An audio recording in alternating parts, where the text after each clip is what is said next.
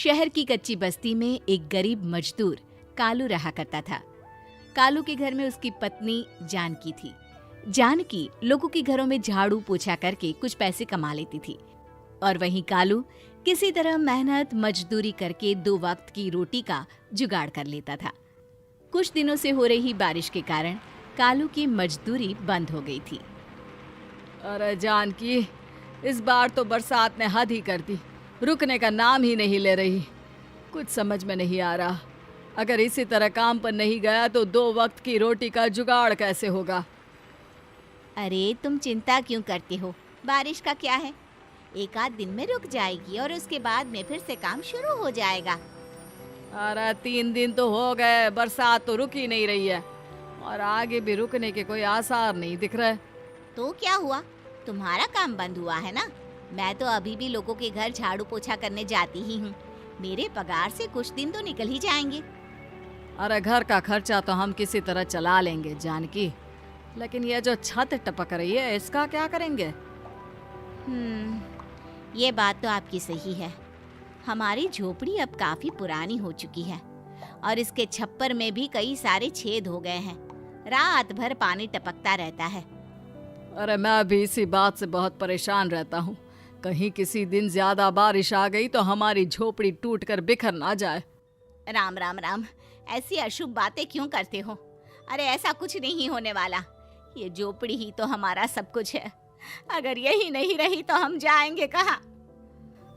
ठीक है जानकी, जब तुम्हारी पगार मिल जाएगी तो कुछ पैसे बचाकर झोपड़ी के छप्पर की मरम्मत करवा लेंगे। शायद हमारी परेशानी कुछ कम हो जाए। ठीक है जी, अब ना ज्यादा परेशान मत हो। ये लो खाना खा लो और सो जाओ, सुबह मुझे भी जल्दी काम पर जाना है। जानकी और कालू अपनी झोपड़ी में सो गए। रात को अचानक से बहुत तेज बारिश शुरू हो गई। धीरे धीरे बारिश का पानी कालू की बस्ती में भरने लगा। पानी भरते भरते झोपड़ी के बाहर तक पहुंच गया था। सुबह के वक्त जब कालू और जानकी सोकर उठे, हे भगवान, ये क्या हो गया? बारिश का पानी तो हमारे घरों तक पहुंच चुका है। अब मैं काम पर कैसे जाऊंगी? रहने दो जानकी, तुम आज काम पर मत जाओ। ऐसे पानी से निकल कर जाओगी और बीमार पड़ गई तो लेने के देने पड़ जाएंगे। लेकिन अगर नहीं गई तो मालकिन लोग नाराज हो जाएंगे। आप जानते हैं ना, बड़ी मुश्किल से 1 दिन की छुट्टी भी नहीं देती है। अरे लेकिन जानकी, झोपड़ी के बाहर तो पूरी बस्ती में पानी भरा है, तुम जाओगी कैसे? जानकी जैसे तैसे करके काम पर चली जाती है, लेकिन अगले दिन फिर से बहुत ज्यादा बारिश होती है और बस्ती में ज्यादा पानी भर जाता है। आज तो मैं तुम्हें किसी भी तरह काम पर नहीं जाने दूंगा। अरे अगर तुम्हें कुछ हो गया तो क्या होगा? ठीक है, तुम ठीक ही कहते हो, आज नहीं जाती। अगर मालकिन नाराज हो गई तो मना लूंगी किसी तरह। अरे मनाने वाली क्या बात है, जब तुम बताओगी कि हमारी झोपड़ी में पानी भर गया है तो वो खुद ही समझ जाएंगे ना। अगले 2 दिन तक तेज बारिश होने की वजह से जानकी, कालू और आसपास की बस्ती में रहने वाले सभी लोगों के घरों में पानी भर जाता है, जिसकी वजह से जानकी काम पर नहीं जा पाती। और 3 दिन के बाद जैसे ही जानकी काम पर पहुंचती है, कहाँ थी तुम? पिछले 3 दिनों से काम पर क्यों नहीं आई? मेम साहब क्या बताऊं, इतनी ज्यादा बारिश हो रही थी, हमारी पूरी बस्ती में पानी भर गया है और उससे भी ज्यादा तो मेरी झोपड़ी के अंदर पानी भर गया। आप ही बताइए कैसे आती मैं? इसका मतलब ये हुआ कि बारिश होगी तो तुम काम पर नहीं आओगी? ना ना, मेरे कहने का ये मतलब नहीं था मेम साहब। तुम जानती भी हो 3 दिन से कितनी परेशानी हो रही है मुझे। सारा काम मुझे खुद करना पड़ा।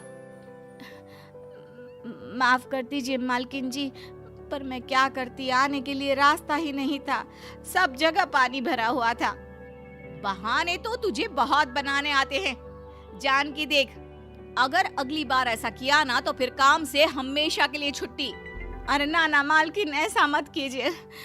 बारिश की वजह से मेरे पति की मजदूरी भी छूट गई है। बड़ी मुश्किल से घर में 2 वक्त खाने की रोटी का जुगाड़ हो पाता है। आप मुझे काम से निकाल देंगे तो हम क्या खाएंगे?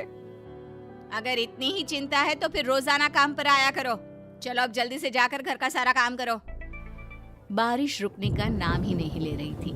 पूरे शहर में बाढ़ जैसे हालात बन गए थे। लेकिन नौकरी जाने के डर से जानकी किसी तरह रोज काम पर जाती थी। एक दिन जब जानकी काम करके अपने घर लौट आई तो अचानक उसकी बस्ती में कुछ लोगों का शोर सुनाई दिया। अरे लगता है बाहर कुछ हुआ है, मैं जाकर देखता हूँ। हाँ हाँ, पता तो कीजिए, ये बस्ती में लोग इतना शोर क्यों कर रहे हैं? बाहर जाकर कालू ने एक आदमी से पूछा। अरे क्या हुआ भाई, इतना शोर क्यों मचा रहा है? अरे क्या बताए भैया, अपनी बस्ती के बाहर एक पुल टूट गया है और वहाँ पर एक कार फंसी है। थोड़ी देर में अगर किसी ने नहीं बचाया ना तो वो कार पानी में बह जाएगी। ये क्या कह रहे हो भैया, कार के अंदर कोई है क्या? हाँ, कोई औरत बैठी है, अकेली है, बहुत रो रही है बेचारी, मदद के लिए बुला रही है। अरे तो हमें जाकर उनकी मदद करनी चाहिए ना। अरे लेकिन इसमें बहुत खतरा है, हमें अपने आप को बचाना चाहिए। पानी कभी भी हमारी बस्ती की तरफ आ सकता है। अरे तुम्हें नहीं चलना तो मत चलो, लेकिन मैं तो जाकर उस औरत की मदद जरूर करूंगा। कालू उस जगह पर पहुंचता है जहां वो औरत कार में फंसी हुई थी। वहां पर पानी का बहाव बहुत तेज था और सारा पानी कालू की बस्ती की तरफ ही आ रहा था। कालू ने एक बड़ी सी रस्सी को पेड़ से बांध दिया और दूसरे सिरे को कार की तरफ फेंक दिया और उस औरत को रस्सी के सहारे बाहर आने के लिए कहा। तभी वहां जानकी भी दौड़ती हुई आई। अरे ये तो मेरी मालकिन है, जिनके यहाँ मैं काम करने जाती हूँ। अरे मैडम जी, आप डरिएगा मत, आपको कुछ नहीं होगा। आपकी गाड़ी को भी मैंने रस्सी से बांध दिया है। थोड़ी देर में पानी का बहाव कम हो जाएगा, फिर हम आपकी कार को भी बाहर निकाल लेंगे। क्या तुम जानकी के पति हो? हाँ हाँ, जानकी मेरी ही पत्नी है, आपके यहाँ काम करती है ना। लेकिन मेम साहब, आप यहाँ पानी में कैसे फंस गई? अब क्या बताऊं, मैं अपनी सहेलियों के साथ पिकनिक पर गई थी, वहीं से लौट रही थी। अचानक पानी का बहाव तेज हो गया और मेरी गाड़ी फंस गई। अरे कोई बात नहीं मालकिन, अब ना आप बिल्कुल सुरक्षित हैं।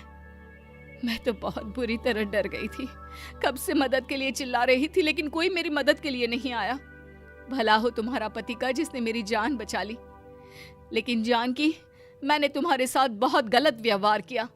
इतने खराब मौसम और बाढ़ में भी तुम्हें काम पर आने के लिए कहा, नौकरी से निकालने की धमकी भी दी, और तुमने मेरी जान बचाई। मुझे माफ कर दो।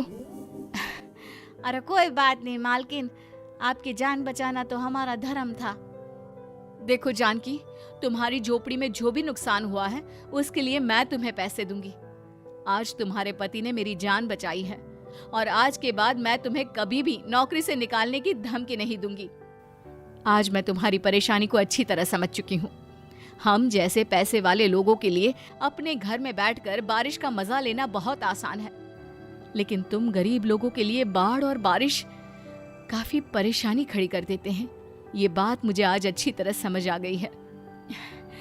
आपका बहुत बहुत धन्यवाद मालकिन।